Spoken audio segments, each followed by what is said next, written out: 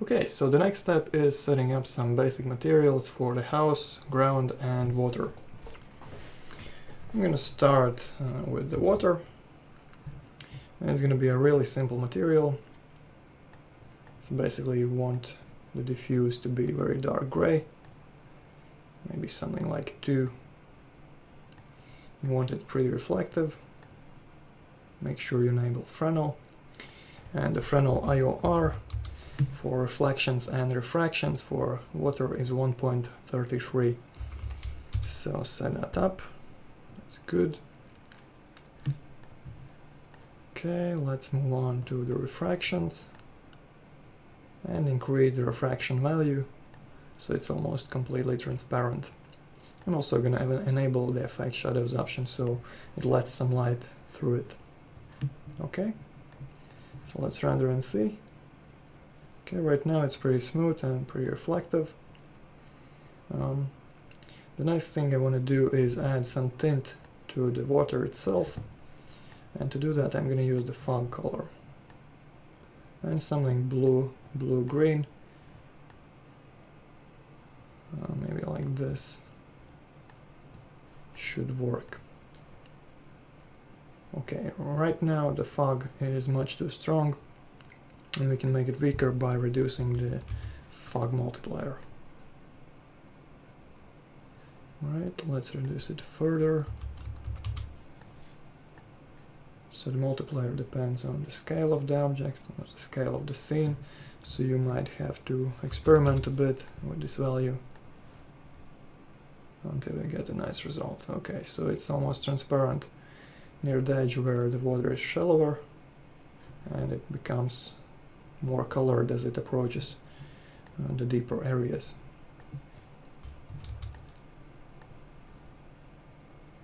Okay, so that's a good starting point. And we also want to add some bump to make the water much more realistic. Right now it looks like a polished surface or glass or something like that, and we can easily fix that by adding some bump. And the most simple way you can do it is by using the noise map. Okay, so this is how the default map looks, and what I want to do is add some smaller variations in the surface as well as keep these larger ones. So enable fractal, and it gives you exactly that, and maybe set it to 4 levels, and let's see how it looks. Okay, looking pretty good. Maybe let's try a smaller size.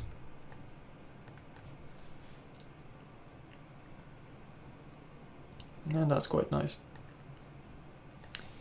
And now I'm going to reduce the amount of bump we have there to make it more calm.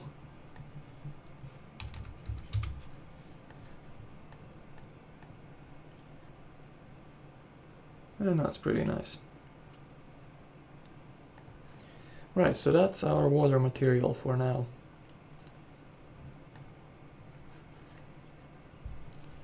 So next up is the ground.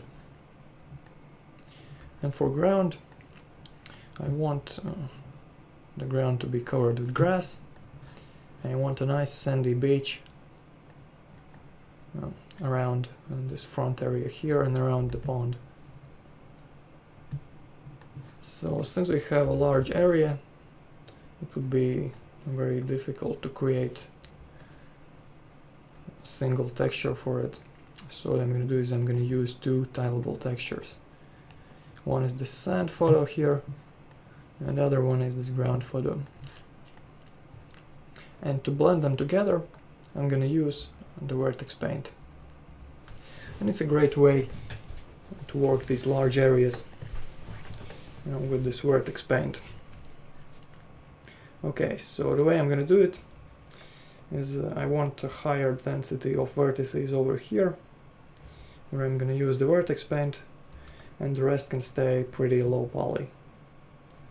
So let's say I'm going to get rid of the turbo smooth, and I'm going to add an HSDS modifier. It allows you to selectively subdivide some polys of an object. Okay, so let's go to our camera view. Select the polygons as our selection. And just select everything we can see. We do not want to subdivide anything that is not needed. So in this case, everything behind the camera or to the sides is not really needed to have higher poly count. So I'm just going to ignore that. And I'm also going to deselect everything further away from the house.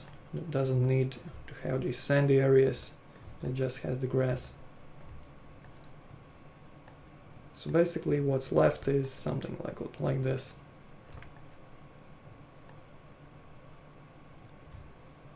Okay. Maybe even that's a bit too much. Alright, like that. And we're going to subdivide this area quite a bit. So let's say 3 times.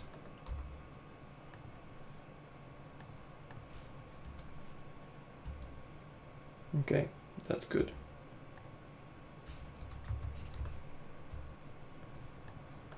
So as you can see, we have a very dense mesh near the house and near the pond, and much rougher mesh as we go further away. And this is really going to help with the vertex painting, as if your object has a lot of polys, it sometimes gets pretty slow, but since we only have the polys where we need them, it's going to be a bit faster. And we're going to paint a mask. So let's add the vertex paint modifier. So the first thing you need to do to actually see the vertex color in your viewport is right click on your object, select object properties, and change that to vertex channel display. And right now all the vertices are colored white. And we want the opposite, we want everything to be black except the area where there's going to be some sand. Okay, we're going to use the brush tool to just paint in with white color. Right, the brush is pretty small, so drag that up. So something like this. And I'm going to go to my camera view and just paint in the white areas like this. I want the sand to extend up to the porch or terrace. And all around the pond near the water line.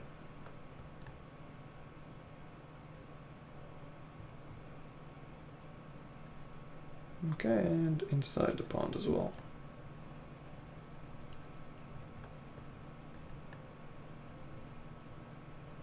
And as you can see, the results are much rougher where there are fewer vertices, and you can get some very precise results here where we subdivided the mesh. So that's the reason why we needed to add that modifier.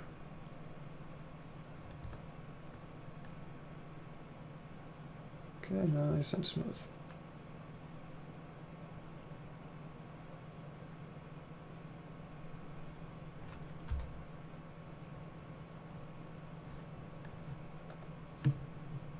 Alright, I think the mask is good.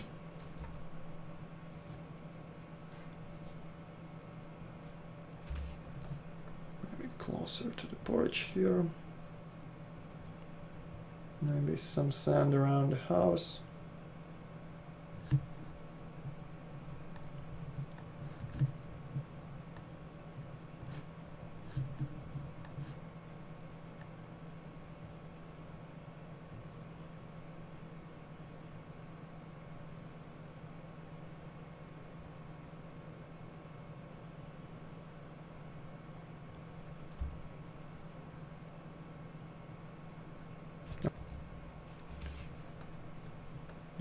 maybe let's paint some black areas. A little strip of grass over here.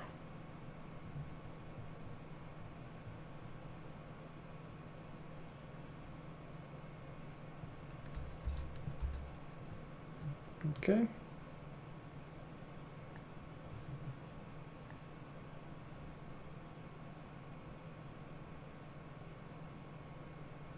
And that looks good.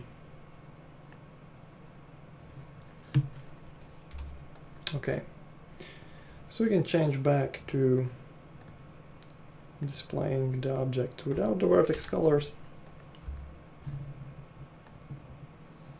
And let's set up a material with a mix map in the diffuse slot. Okay, sorry. So that's a mix map. And the first one is going to be our grass texture.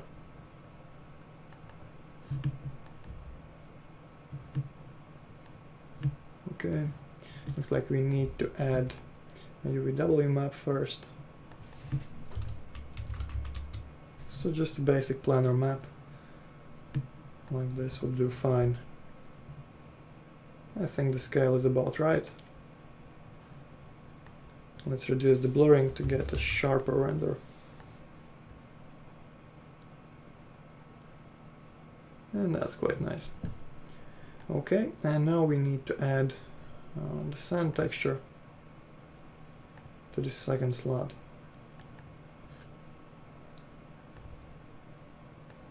Okay, the scale looks okay. Maybe let's reduce the tiling a bit to make the scale a bit larger and reduce the blur to make it a bit sharper. And right now if you render you're not going to see anything, and that's because we need to set up a mask. And for mask we're going to use the vertex color map. Okay, and now when you render, the areas you painted white are rendered as sand, and the rest is green. Okay, so the mask is a bit weird, and I think I'm gonna change it a little bit.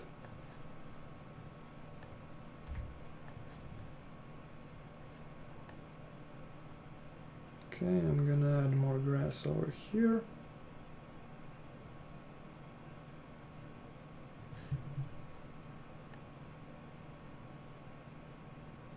Less sand over here.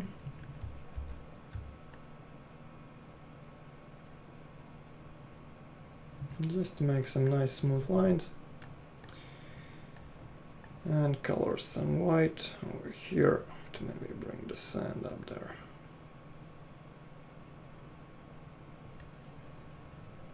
Okay, let's check again.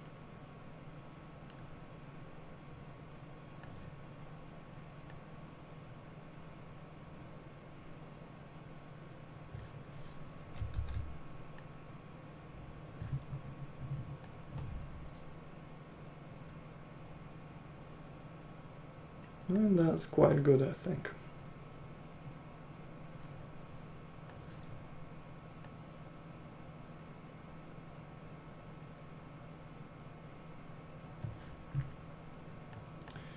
Right, let's check with the mapping enabled. Very nice. So another thing I want to do is add a slightly wet look to the sand near the water. And it can be easily achieved by using the vray dirt map.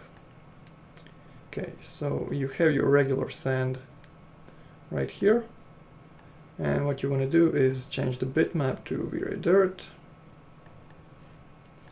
keep the bitmap as submap, and move it to the unoccluded color slot. And in the occluded color slot, or the area affected by the dirt, we're going to use the same bitmap, but we're going to bring down the RGB level over here to make it darker. Okay, so something like this. And let's check and see how it looks. Okay, and I think in this case we need to invert normals for the vray dirt. Okay, and you can see this wet area near the water.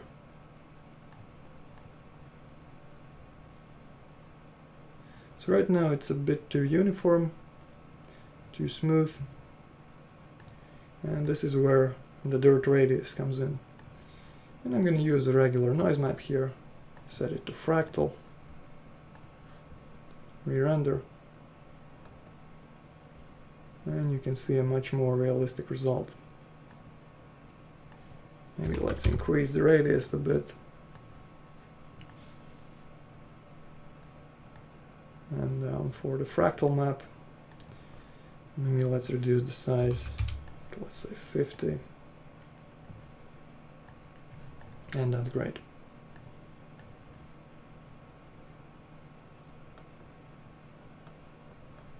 Okay.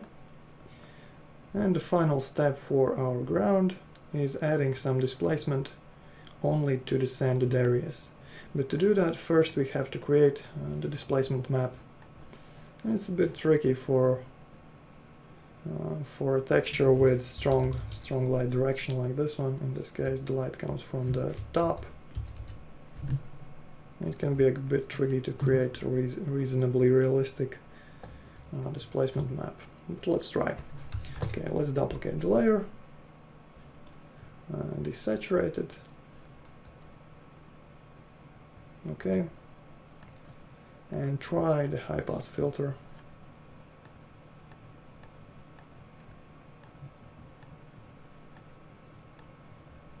Okay, something like this. Let's bring up the contrast with the curves.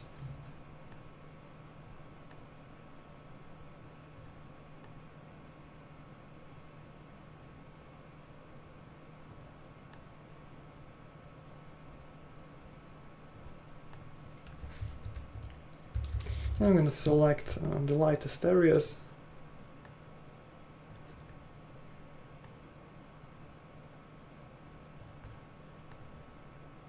And copy and paste them on top. Now I'm going to duplicate this lower layer, Ctrl J, and invert it, Ctrl I, and set the opacity to 50. And now it sort of cancels out the lower layer. And if we play with the curves a bit for both of these layers,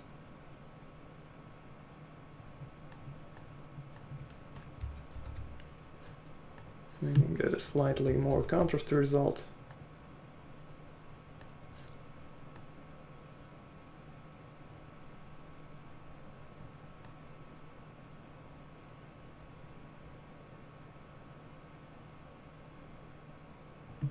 Alright, maybe like that.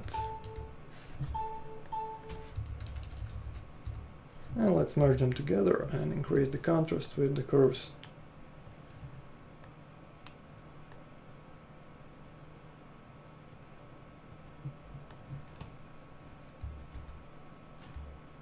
Again, one more time. It's easier to do this in 2 steps in this case.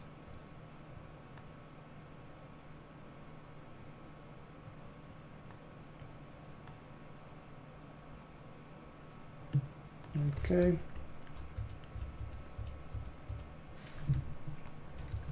And let's make this top layer a bit brighter.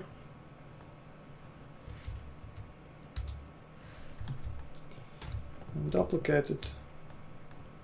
I'm going to blur the first one with Gaussian blur filter.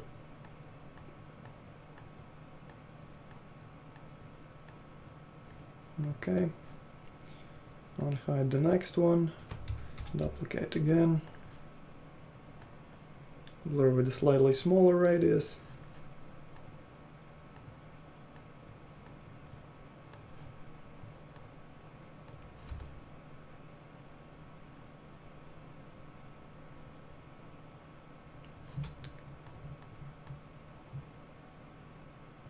And let's say this is going to be our displacement map. It's not perfect, but it will have to do. Since we don't have any sand very close up, it's gonna be alright, I think. Okay, let's save it. Back to our scene.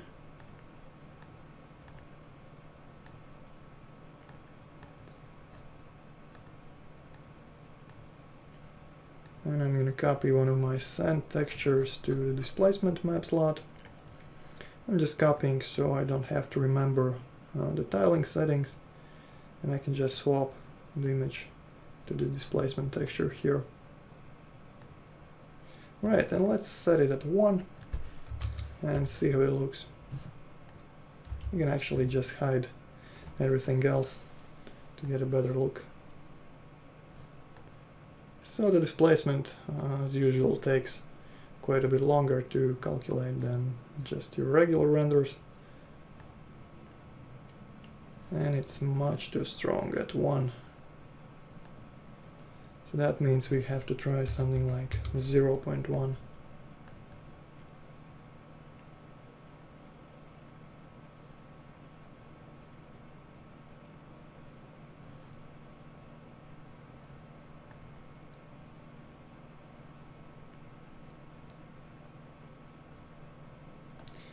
It's still quite strong, but looking a bit better. So what I'm gonna do is I'm gonna add another layer on top of this one. Set my color values to medium gray. Fill it and reduce the opacity of this layer to maybe 40%. And this should make the displacement a bit weaker.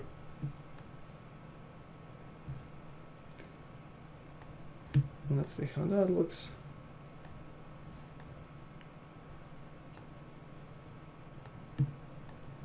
Okay, we can actually just re-render one small part.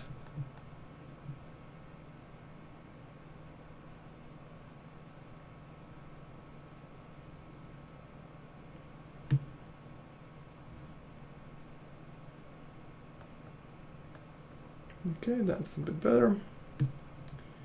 Maybe let's increase the render size so we can actually see what's going on there. It's still too strong and maybe too sharp, so let's increase the blur to 0.5 and reduce the displacement amount to 0.05. Re-render. And I think it looks pretty good.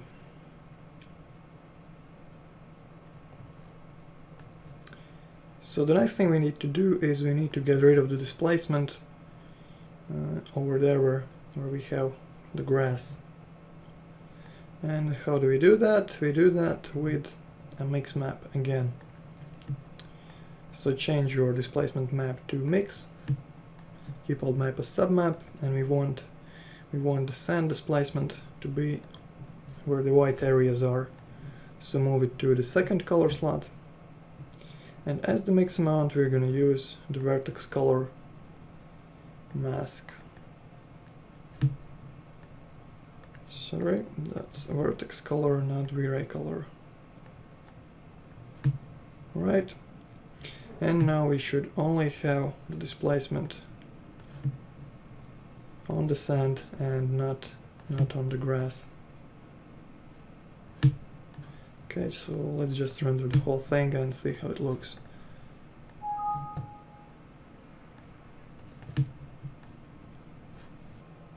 Right, so that looks pretty good. With one exception, the ground is slightly going downwards because we had used the black as our first color in this mix map, when in fact we should use medium gray, so the grass stays where it is and doesn't go downwards, and the sand is displaced just like it should be. Okay, let's add a slight bump. and make it pretty sharp. And our ground material is finished.